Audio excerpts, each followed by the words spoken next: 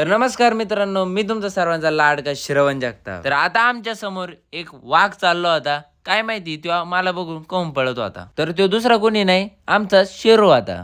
जर त्याला एखाद्या मॅरेथॉन मध्ये पाठवलं तर तो सुवर्ण पदकच जिंकून येईन राव.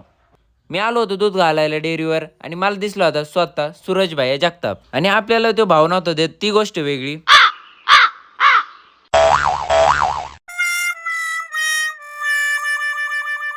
त्याच्यानंतर मी झालो होतो एक रिक्षा चालक. जर कोणाला एक ठिकाणावरून दुसऱ्या ठिकाणावर जायचं असेल तर आपल्याला फॉलो करून घ्या, लगेच पोहोचितो. आणि हे ऐकून भाई शेड आला होता पळत पळत आणि म्हटलं चल दुबई फाट्याला.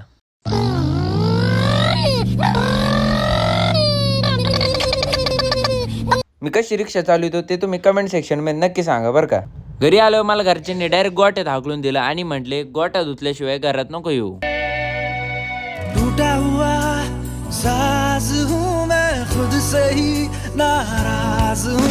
त्याच्यानंतर मी आणि माझा छोटा भाऊ निघालो होतो पाणी आणायला. मग भाऊ म्हटला की नाही का तू काहीच नको करू, मी एकटा भरितो. त्याच्यानंतर मी आलो होतो कटिंग करायला, ते पण आपल्या प्रमोद भाऊकडं. घरचे म्हटले पाहिलं तू कटिंग करून ये, कारण तो केस मरणामातीची वाढेल. आणि आता मला पण वाटतंय माय केस खूपच वाढली.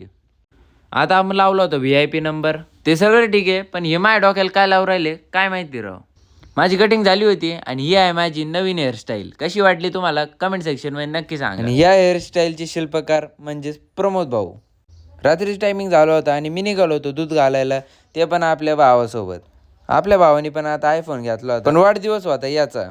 जाऊ दे, पुढचा ब्लॉग जर बघायचा असेल तर आपल्या अकाउंटला फॉलो आणि व्हिडिओला लाईक करून घ्या पटक्यास.